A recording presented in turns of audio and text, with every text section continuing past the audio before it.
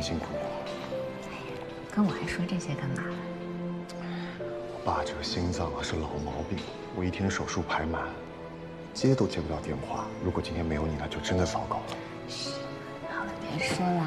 哎，你知道我今天我也特别害怕，我开车的时候好像闯了4、5个红灯，我吓得我手都哆嗦了。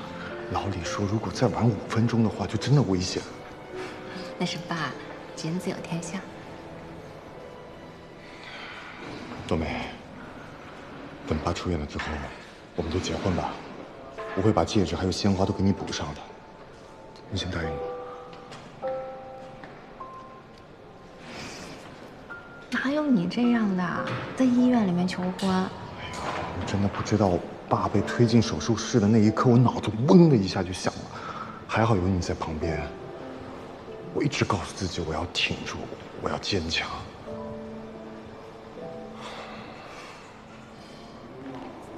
我现在终于能够明白，为什么别人说父母倒下才是孩子成长。我希望我将来的每一天都有你。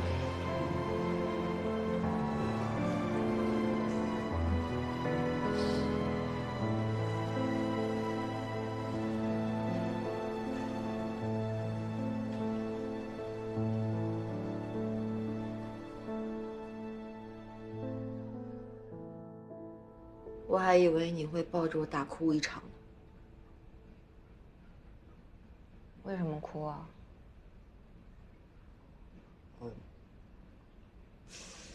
那能不能采访一下，结婚之后的第一次离家出走，感受如何？以前觉得是不懂事儿，现在觉得还挺爽。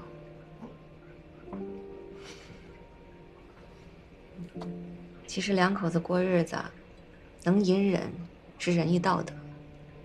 真的要不想忍了，也就那么回事儿了。看来这事儿不小呀。那你不忍了是不爱了？爱是肯定爱，只是终于明白别人说的，结婚之后，爱情就逐年递减了。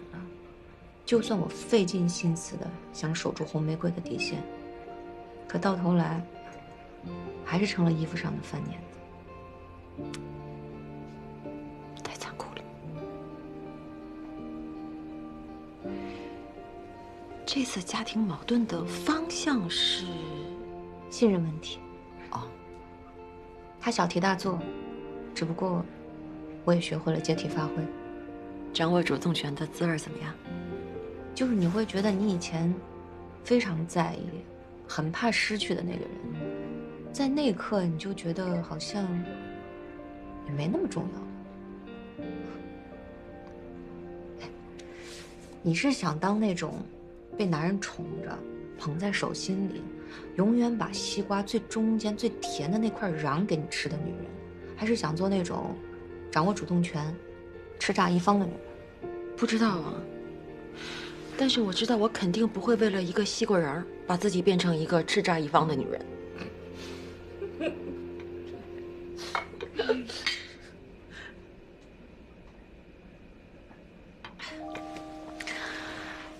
我觉得你这样挺好的，应该跟你以前的样子差不多吧？你又没见过我以前的样子。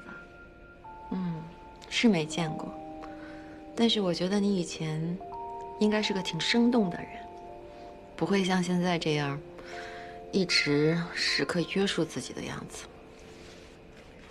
我今天去把张伟成的办公室给砸了。真的假的？怎么砸的？就把鞋那么咣一脚一踢，然后把桌子上东西唰全给他掀翻了。我原本以为是个伤心曲，结果是顿庆功宴啊！来，喝一个，喝一个，太刺激了。我还得感谢你和沈佳楠呢，是你们让我重新找到了掌握主动权的底气。不用着急谢，你先想想，这样之后，打算怎么办啊？今天晚上先在你这儿住一晚，明天再说。今天就喝酒。可以，没问题。谁呀？高旭不会那么不懂事儿吧？别紧张。哎，我发现你也有怕的人啊。是沈佳楠，我把他叫来的，他说要当我的大股东。哦，来啦！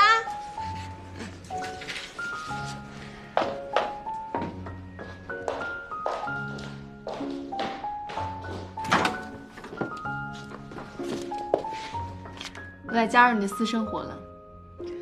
进去吧。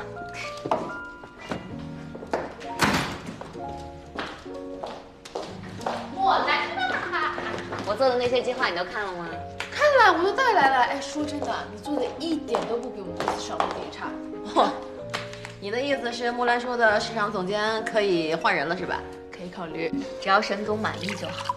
我都是沈总了，沈总哎，你也别兴奋太早了。多美，想好了吗？重入职场去创业？我不想再做他们眼中的花瓶了。这花瓶再贵啊，不过是个摆设，没人愿意真心和它交流的。那有计划吗？我打算把这家美容院改造成一个医美机构。投资人想不想听听我的计划？好啊，好什么呀？有钱吗？我用我爸的钱投了我人生中的第一桶金。哎呀，我到时候赚了还他就行了嘛，对吧？快收拾，请来，先干杯。切。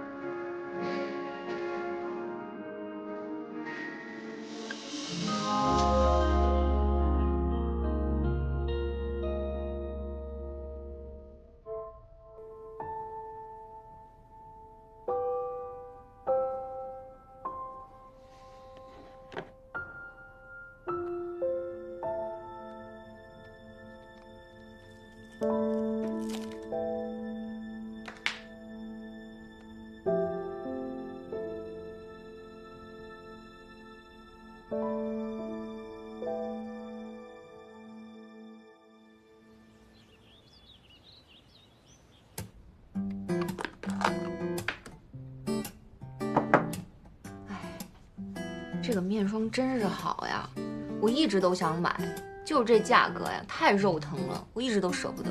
一分钱一分货嘛。不过效果确实不错，我送你一瓶。哎，别，我还让张伟成给我买了，让他疼。你不会吧？为了一瓶面霜你就回去了？要不然你再撑一天，撑完一天我一会儿上班了就去给你买。这就不是撑的事儿，我早晚得回去的呀。再说了，我要是一直住在你家，我怕高旭心里会默默诅咒我。那你倒是想多了。你都这点了，怎么不去上班啊？哎，休整，不休整好了怎么能好好工作呢？哎，这么多年每天都是闹钟一响就穿衣服出门上班厮杀，从来没有想过，原来在家里待着可以这么的舒服。哇，我到底错过了多少美好时光啊！哎，我发现了，你呀，不只是在职场上玩的转，在感情上啊，也让我另眼相看。你为什么不让高旭住你家呀？你说你一大龄女青年就没有感觉孤独？有啊，但是你说我都这么多年没谈恋爱了，觉得这项功能都要丧失了，好不容易重返战场，我不得感受一下恋爱给我的欣喜？你要是直奔结果了，你说跟一夜情有什么差别？你还没有觉得我很渣？想不想当个渣女？我为什么要学当渣女啊？哎，也不是让你做渣女了，就是得让你明白，你知道吗？其实真正的小三儿啊，可能长得不漂亮，但是有一点，他们是相通的，就是心机深沉，或者是功利心十足。他们是通过男人来获得自己的某一项需求，当然这项需求可能是一个包，或者是一个房子，更或者是证明自己的能力，或者是获得某种社会认可的地位。哎，但是不重要了，重要的是你要知道小三儿他们会怎么做，这样你的老公才不会被小三儿牵着鼻子走，懂了吗？我终于知道高旭为什么这么爱你了。御夫有术啊！哎，怎么样？那你要怎么犒劳我？在我回去之前，我可以把你这儿都给你收拾得干干净净的，然后做点好吃的给你放到冰箱，水果洗好切好，然后我再回家。为什么娶你的不是我呀？下辈子吧。哎呀，哎。雷总，我想跟你请个假，我孩子发高烧了，我得带他去医院。哦，赶快去吧。那您下午的会怎么办呀？没关系，你去你的。好，谢谢雷董。哎，干嘛毛毛躁躁的？孩子发烧了，我太着急了。哦，那赶紧回去。哎，要不你安排那个公司的车送他一下吧？哦，那要不然我送你吧。不用了，您一会儿还有会，我自己打车走就行。这样吧，我的司机就在楼下，你让他送你，你跟他说一下就可以了。那谢谢陆董。雷总，我先走了。赶快去吧。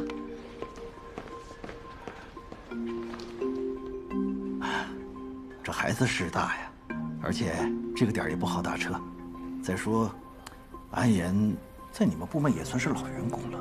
是，没想到陆董，您一个独身主义者能体谅女员工的不容易，这是他们的福气。我是觉得，员工不分男女，都是我们公司的基石，谁都不能怠慢。安岩是，你是，当然，彼得总也是。我知道把你部门的人指派到彼得那边，你很不高兴。但是，我作为这里的负责人，我必须为木兰说负责。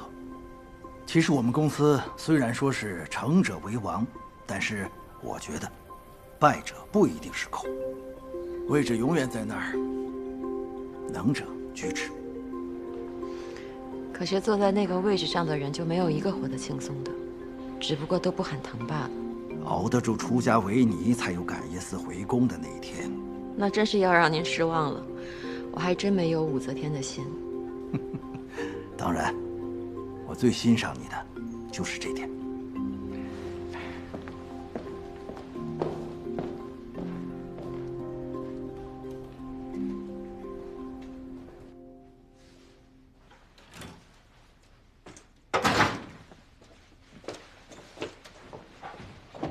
你昨晚去哪儿了？朋友家，男朋友还是女朋友？当然是女朋友了。你在这个城市还有朋友啊？我在这个城市是没什么朋友，我都是把你的朋友当成是我的朋友。不过还好，还有2个，让我昨天晚上不至于露宿街头。对，对不起啊，我刚刚说话。都这个点儿了，你怎么还不去上班呀？我没找到你，我没心思去上班。放心吧，快去吧，晚上我不出去，在家等你回来。我知道我错了，我本来还以为我要哄你哄很久呢。夫妻之间，冷战解决不了问题。我就知道我老婆最痛心哪里了。老公，你刚才说对不起，我希望是真心实意的，因为夫妻之间最重要的就是信任。我相信你知道，我们这个家有多么的来之不易，不应该被任何一个无谓的人所破坏。你说对吗？我知道，这次是我没信。我说的不是这次，是永远的信任，是那种你可以放心把自己的后背交给对方的那种信任。你可以做得到吗？当然。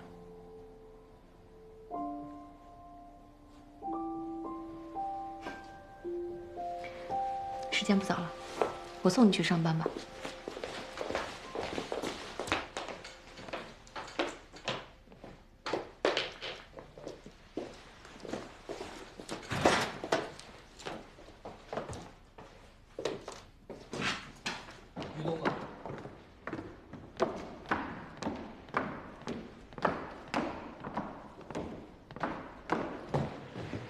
我以为彼得总只通知了我来开会，没想到他现在派头大到连雷总都要过来给他汇报工作，还真是不遗余力的在挑战你的底线。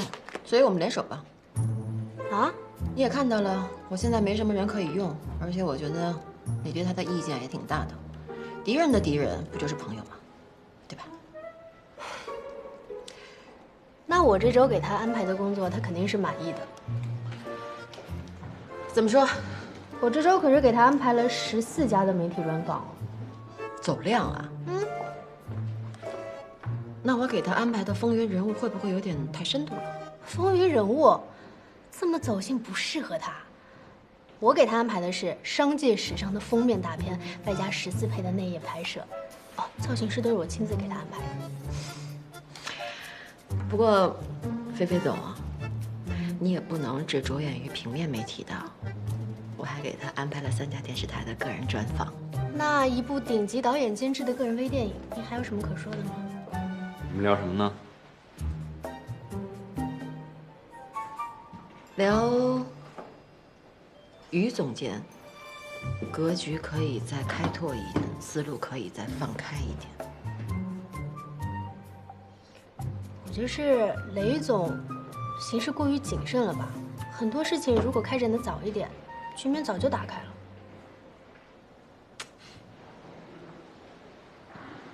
有争论才是进步的基础。我很高兴看到2位在矛盾中共同成长，精诚合作。我们对事不对人。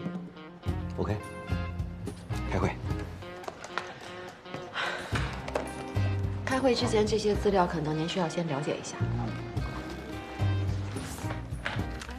于总监，辛苦啦。不辛苦。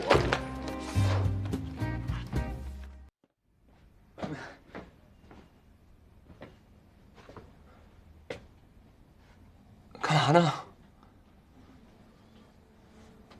搬家。搬什么家呀？这不是还有半个月才到期吗？而且，上次跟你说的那个办地下室，我都跟房东聊好了。如果你实在不喜欢，到时候咱们就再捯饬捯饬。我不住地下室，我自己搬。什么意思呀？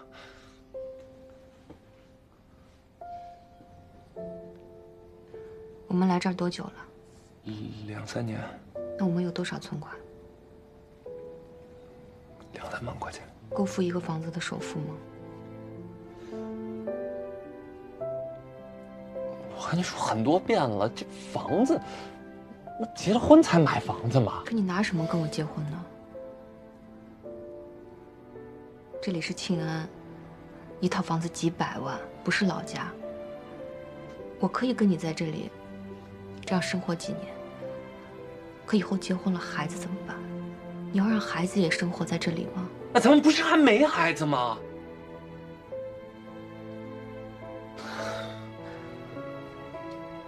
你为什么老是要去考虑那么将来的事情呢？你看我现在工作也一点点在好，工资也在涨，那以后的事情谁知道呢？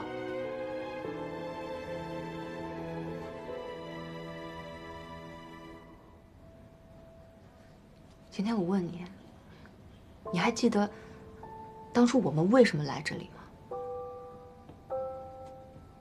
为了我的理想。那我的理想是什么？你问过我吗？我今年已经26岁了，一个女孩子最好的年龄马上就要过去了。你可以有很多很多的以后，但我马上就没了。我的理想就是踏踏实实的过日子，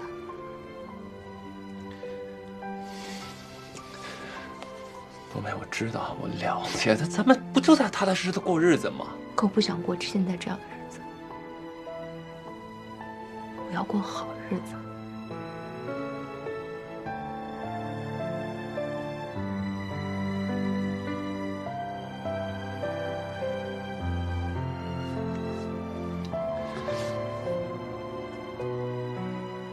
你再相信我一次，再给我点时间。我等不了了，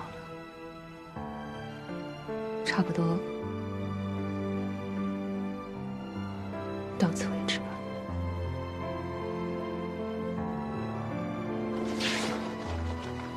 我们分手吧。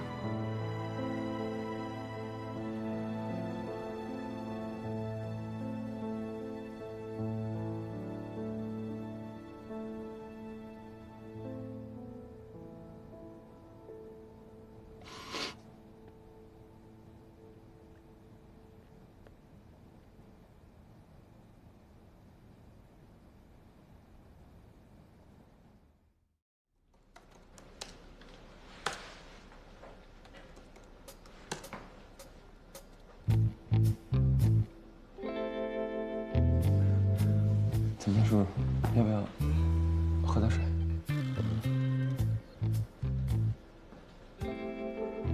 你吃点水果。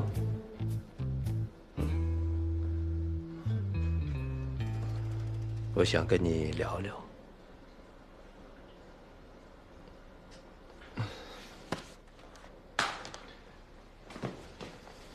今年多大年龄了29，老了点儿。今年多大了？今年29。那正好。其实，你不是我喜欢的那种类型，但是迦南喜欢，我也没有办法。不是叔叔，我跟江南之间的关系不是像您想的。你不用多说啊。其实，我看得明白。之前，我一直在想，以我们家的背景，迦南最起码也得找一个像高旭那样的，才配得上我闺女。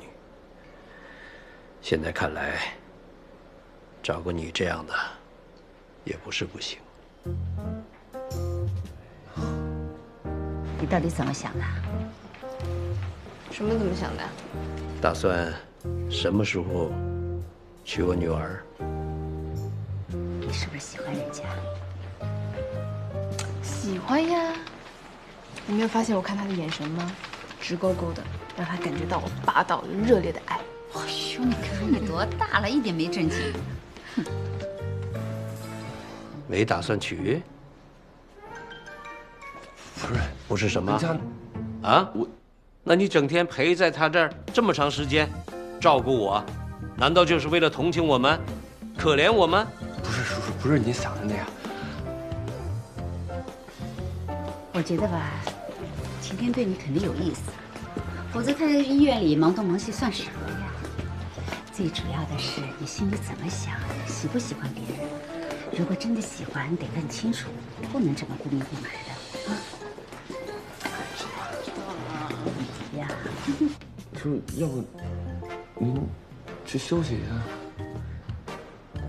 我知道，你们年轻人脸皮薄，觉得做上门女婿不好意思。其实这有什么呀？将来日子是你们自己过，你管他别人怎么说呢？以上二位看到的呢，就是我们这段时间的工作内容。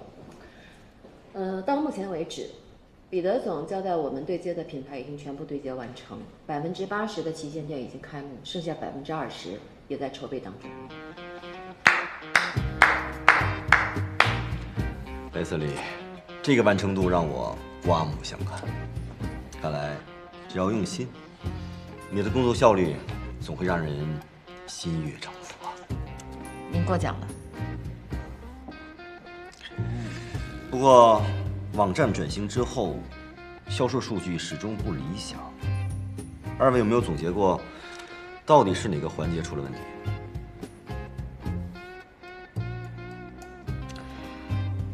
销售部门的工作还是做了很多的。我觉得供应商持保留态度，问题可能出在宣传。木兰说转型成一个电商平台，这个信息，李总监，是不是可以加大点力度推广一下？所以雷总觉得是我们工作不到位了？哦，不，完全是个人分析。那彼得总是不是也这么分析的？菲菲，你不必自责，你们两个刚刚开始磨合，还有一定的不默契，这很正常的。加强沟通，慢慢来，一切都会好的。我认为，我们可以针对供应商的品类有的放矢的找媒介资源。好，宣传方面我会加大力度，但是后面耽误了彼得总的时间，你还是得配合。毕竟您是领路人嘛，有些采访该做还是得做。彼得总会的。我觉得您可以跟他们聊一聊公司的未来前景、蓝图以及发展方向。作为一个领导者，您还可以跟他们聊一聊公司管理办法以及思想格局什么的。你们两个今天怎么一唱一和的啊？是您刚才说的要精诚合作吗？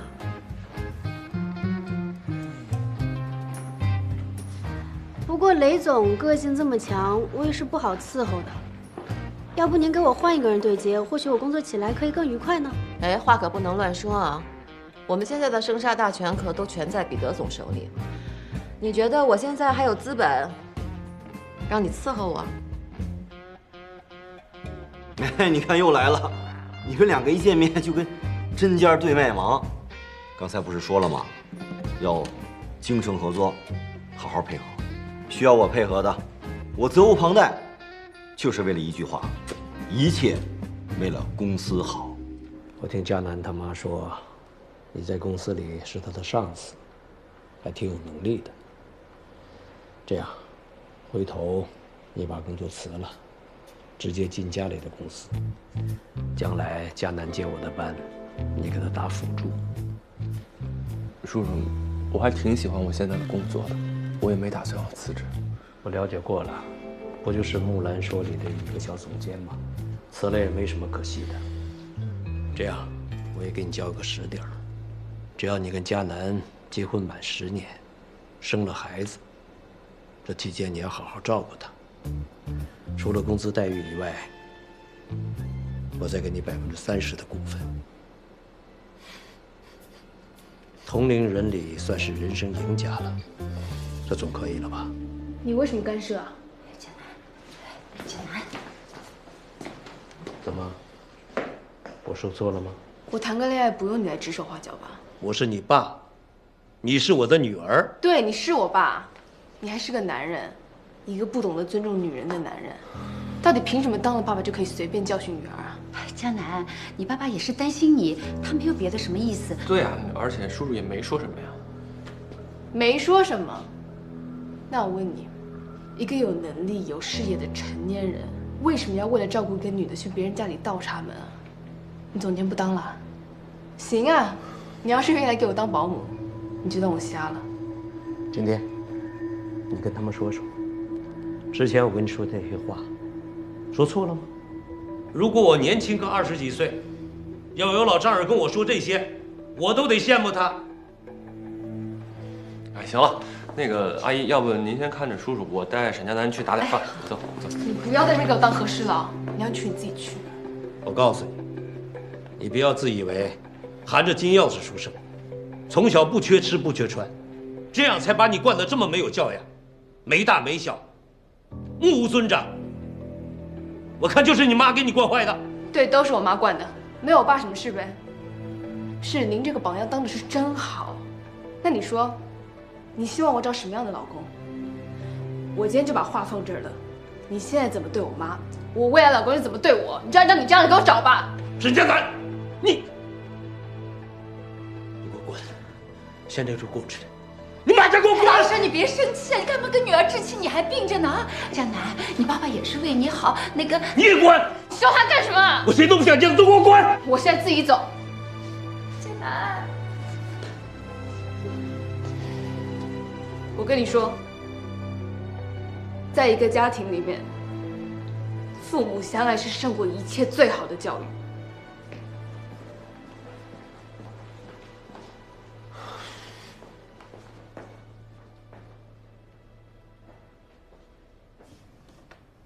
累的累。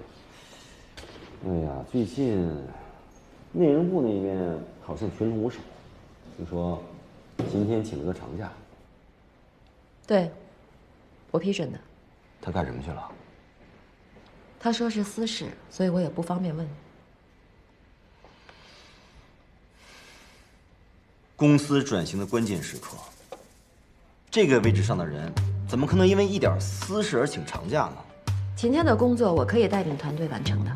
那不合适，雷总帮着总监完成工作，岂不是大材小用？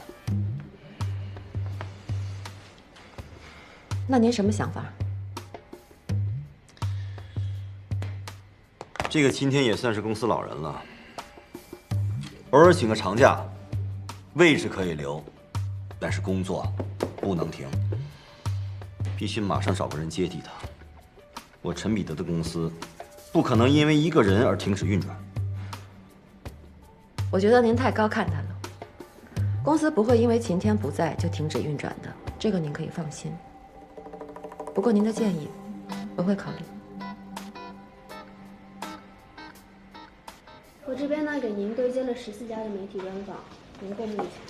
14家。好。开会呢。彭总。你有事吗？没事儿。哎，我看外边来了一大堆记者，干什么呢？啊，这是我给彼得总安排的媒体专访，我去对接一下。去吧。这真能干啊！彼得总还有其他安排吗？啊，没有了。没有的话，那我也去忙了。有你在我放心。哎，雷总，别走啊！是不是我影响你们这个老情人叙旧了？唐总，办公场所可千万不要胡言乱语啊！逞一时口舌之快，小心自己买单呢。陈佳楠，陈佳楠，干嘛？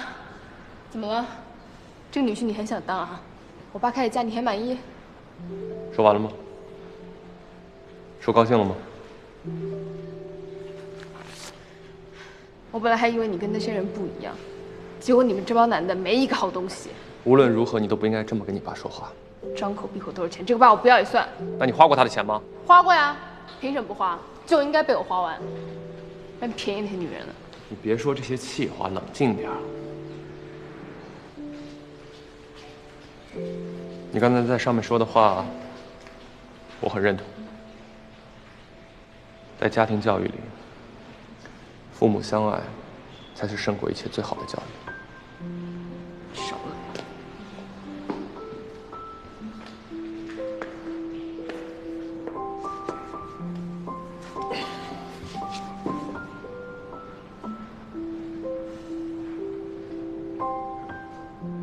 我爸就很爱我妈，他们虽然过得很平凡，但却非常幸福。这就影响了我的爱情观。见到爱，才会识别爱；理解对的爱，才不会在虚情假意中迷失，更不会在感情里看清自己。哎，你少在那边给我灌鸡汤。反正，你现在在我心里，我对你的好感只有50%了，30%。多少都行。我理解你的心情，只不过，不管怎么样，你也不应该这么跟你爸爸说话。他对婚姻的不忠，只会让我不相信男人。我就没有正经谈过恋爱，一直在换男朋友，基本上每一个都不超过3个月，因为我怕被绿。所以你就不停的绿别人？没有。之前的男朋友，只要有一点外心，我就必须马上提分手。因为如果我真的被出轨的渣男欺负了，你觉得我爸拿什么资格站在道德制高点上替我讨回公道呢？所以必须我先提。他今天居然拿钱来买你，太丢脸了吧？他除了钱还要什么？有的时候，在一段感情里，如果没有钱，可能也是不能长久的。秦总监，他在侮辱你的人格，哎，你不生气吗？当然生气啊。但谁让他是你爸呢？那时候我就把他理解成是一种父亲对女儿的爱，这样是不是好理解一点，也好接受一点？我又发现一件事情，你除了对我苛刻，对其他人都很有同理心。你就是口硬心软。你想，如果你爸被你气得真出了什么事儿，你是不是肯定得后悔？